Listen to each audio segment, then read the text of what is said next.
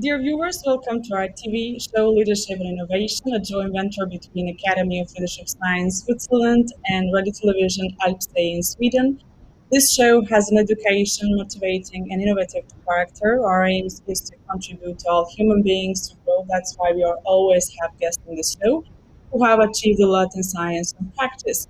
Our guest today is Maike Benner from Frankfurt, Germany. She's the co-founder of Malish, an international So, coaching jetzt and geht's los. consulting.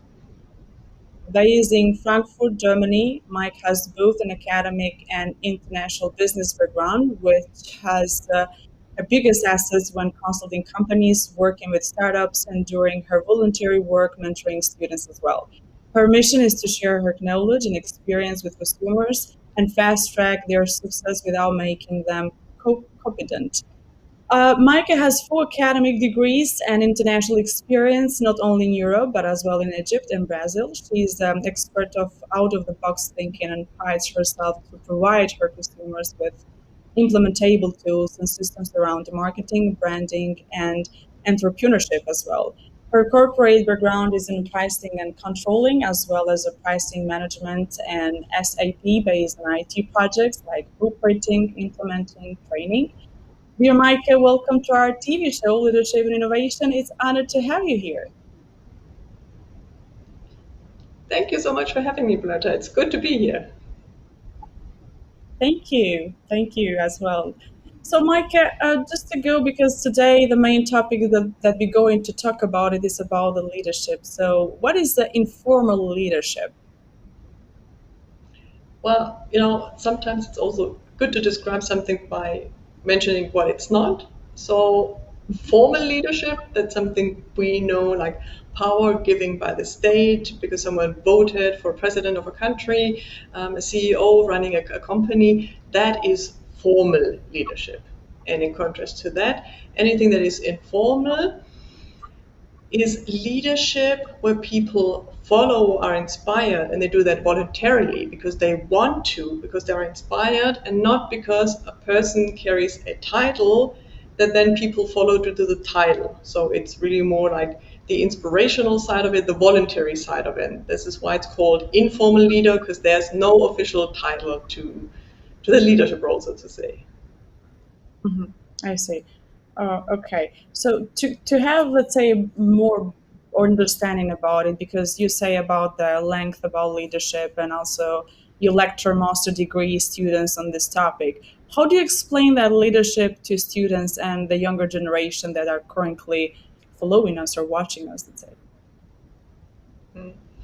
Well, leadership most certainly is a big word, and there are many theories out there to define it.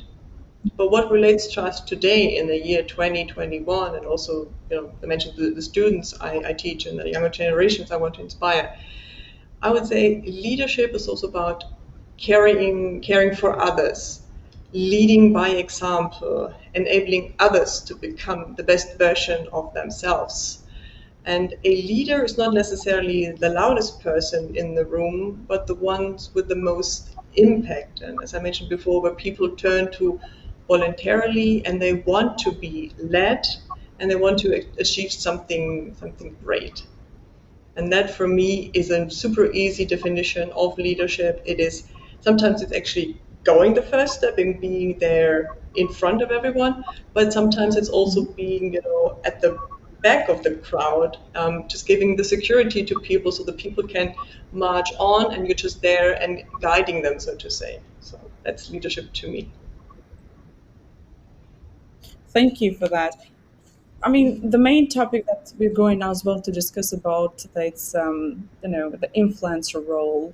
I mean, everything that actually comes on my mind right now when we just I mentioned the term like the influencer is always like coming back related to Instagram. So I just the question to you is that what do you mean by influencer? So, because I think that the term influencer is mostly associated with individuals, as I mentioned before, on Instagram having a large following and number of followers who are selling, I don't know, maybe watches, makeup, or whatever the brand or interest they're doing. So, what is to you, or what do you mean? I mean, what actually mean for you the term influencers? Well, Blurry, you're absolutely right. Of course, the term influencer nowadays is mostly closely associated with Instagram and selling watches, selling lipstick. That is that is what people do if they have a large following. Some people also think of influencers, as I'm sure all viewers here know the Jungle Book, and you remember that there's this snail with the big eyes, trying to influence people in a certain way. So those are some of the most common and also most negative connotations of influence. So we use a power to evoke in people something that they do not do voluntarily. Um, but if you go to your private surroundings, you don't start at the top at a big influencer with millions of followers, but you start to look around like who influences you in your environment, like at home, at school. And this for me is the basic definition of influence. Someone that is close to you, so either like physically or you just really have a high opinion of that person, that inspires you to become a better version of yourself, to work on yourself, to evolve into something new.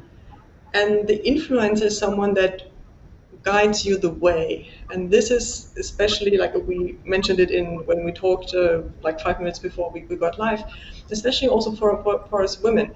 If we see that something is possible, that you can become chancellor or CEO of a company, you see it's been done, then this can influence you also to say, well, maybe I don't want to become chancellor, or maybe I want to found my own company as I did.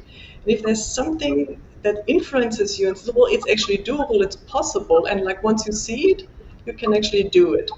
This is why I'm saying influence is something good and something we need, but not necessarily in the term that we would associate with Instagram. Absolutely. And if we just, I mean, if we not associate with Instagram, it may be another, let's say, another app, another platform online, or what do you think? Because today it's beside the Instagram, we have LinkedIn as well. We know that it's quite most of the user are very influenced there. We saw that. Yeah, absolutely right. And it's a good way you put in LinkedIn because yes, it's a social media, and yes, you also become an influencer.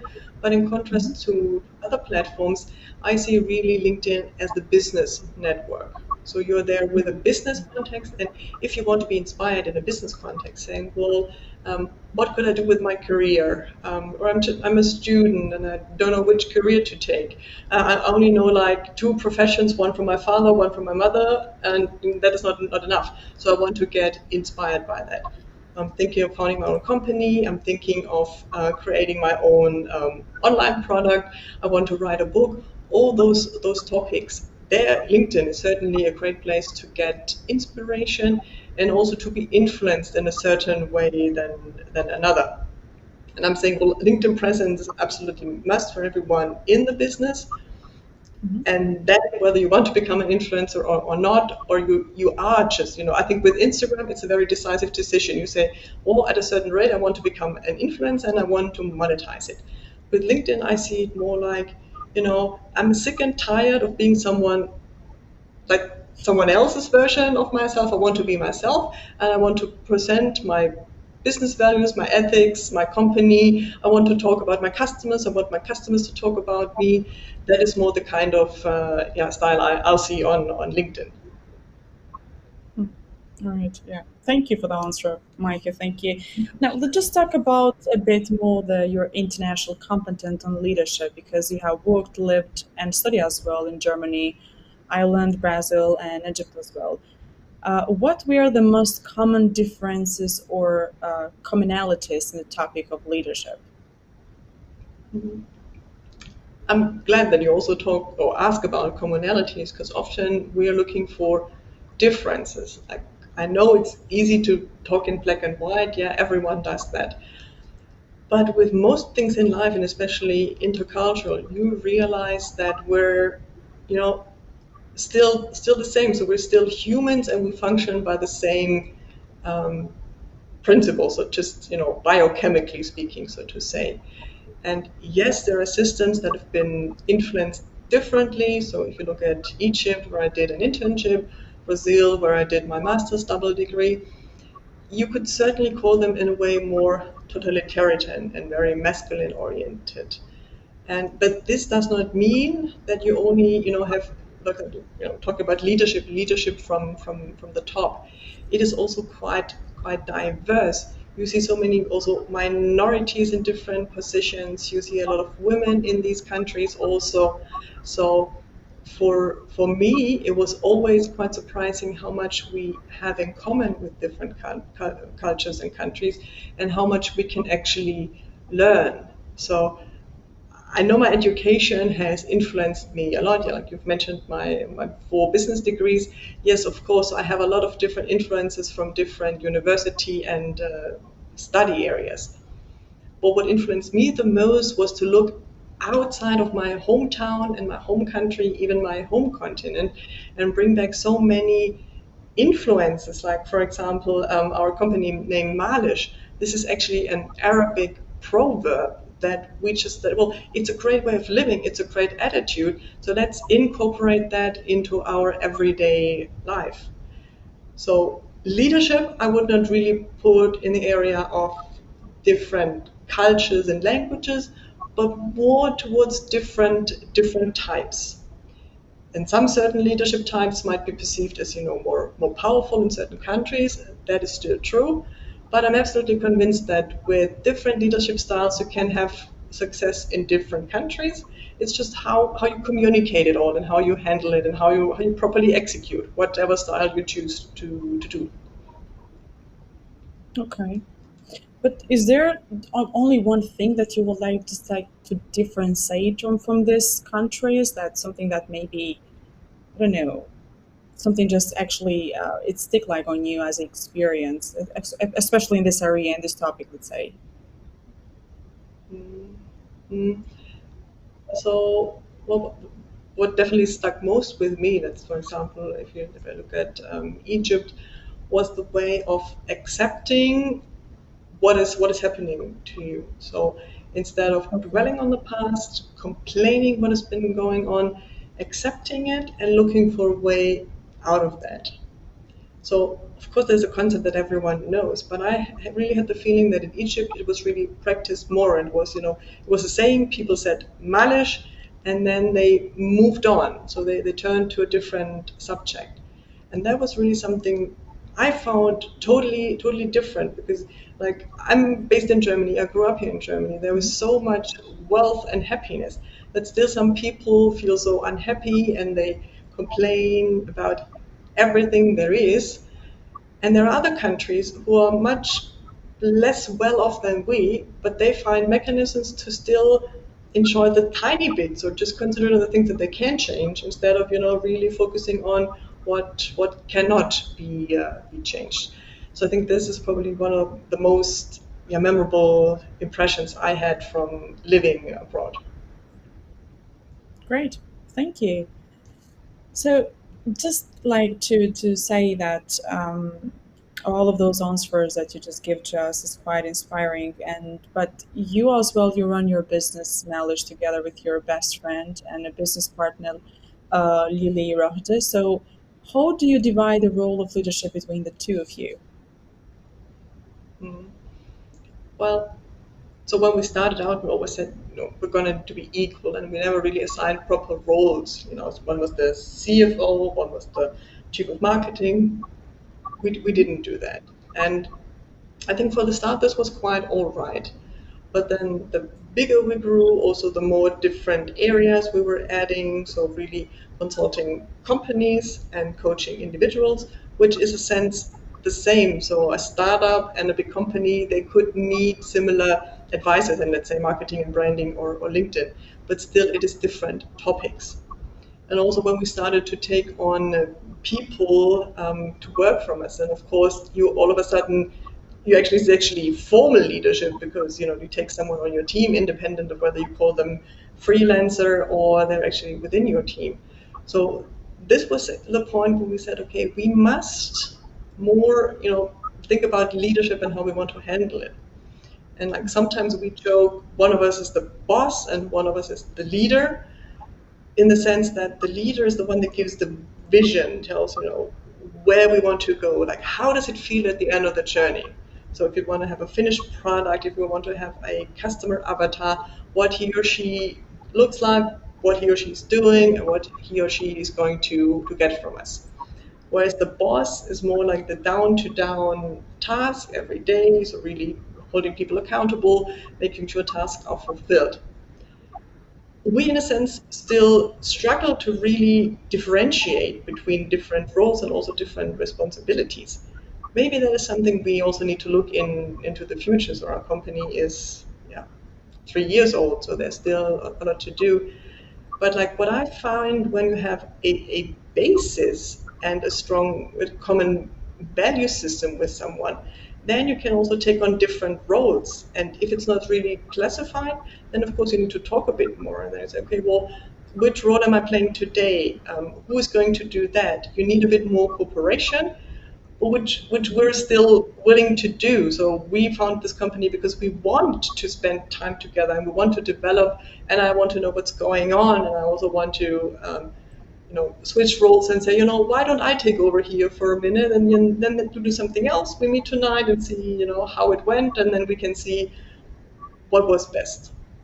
So for us currently, it works like with trust, with respect, with a common value system, and not really dividing, just leading by example, and one leading the other, so to say. But maybe if we meet each other again in the future, we'll have structures, and some of us is really the boss kind of leader, someone is the leader, so to say.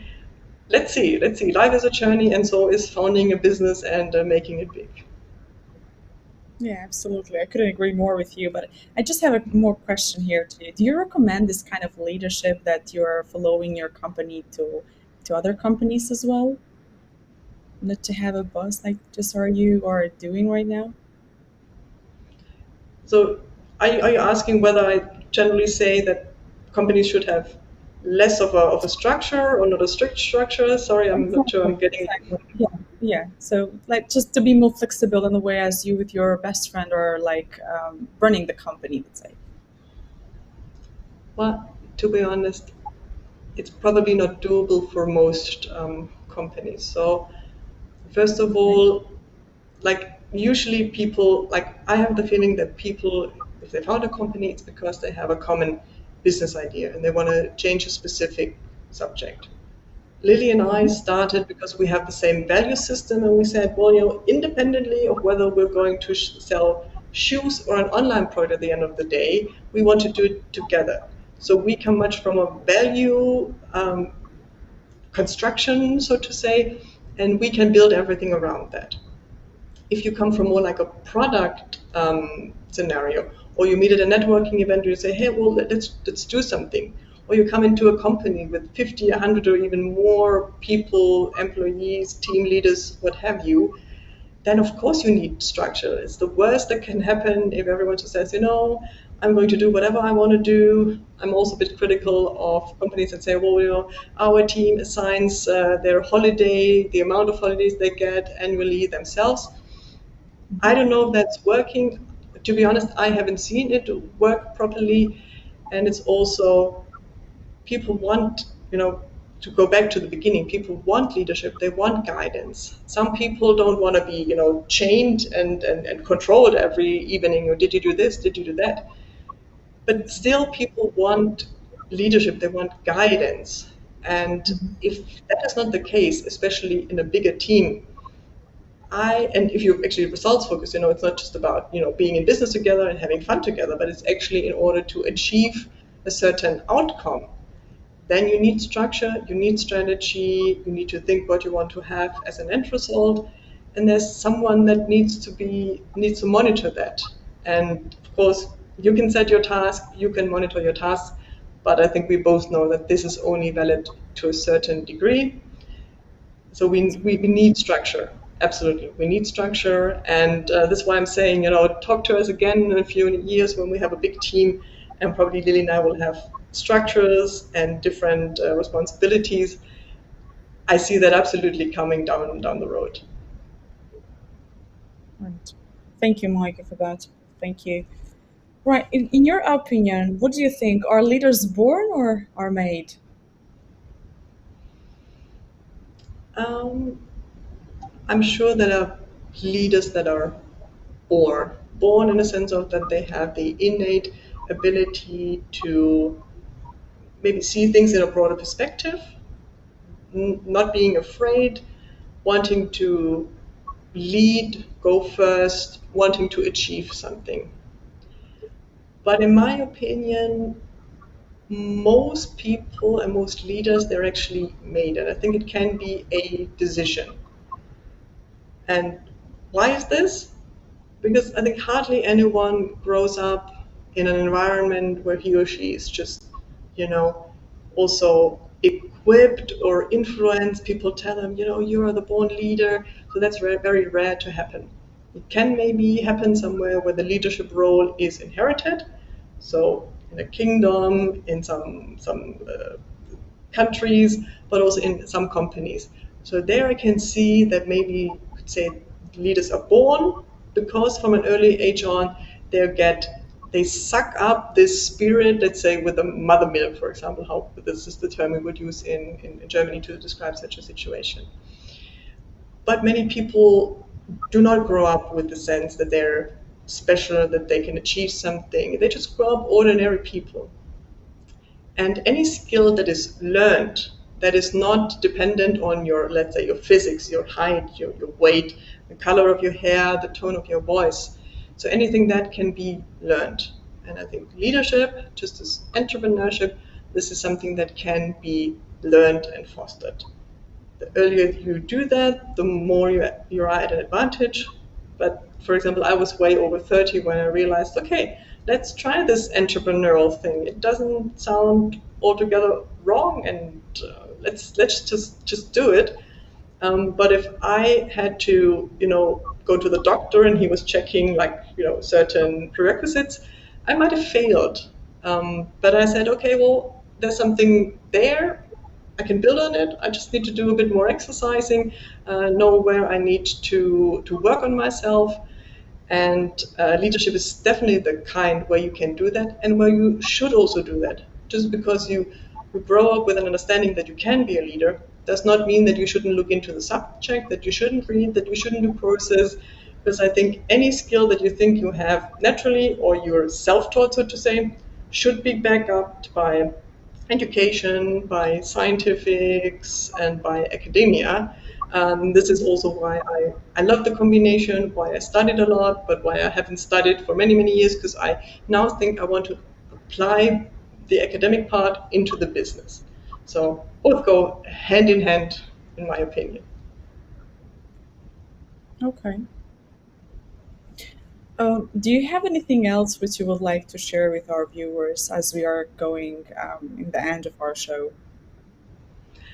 Well, absolutely. It would be a pleasure to invite everyone watching to the first leadership symposium that we're putting together. So we, that is of course my business partner Lily Ode, together with Dr. Fadil Chitako and our two business partners from the US, Artie Nathan and Don Salou.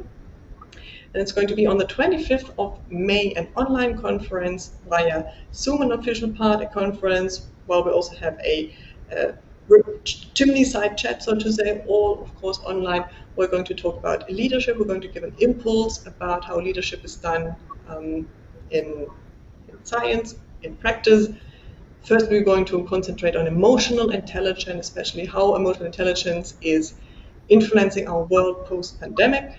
And I can only invite you all to look for the International Leadership Initiative on all channels and join us on the 25th. That will be super pleasure to see you all here and discuss the topic further. Also, Berta, I hope you can join because I'd really love to continue or take this one-way interview into a real discussion where we can share and exchange our opinions.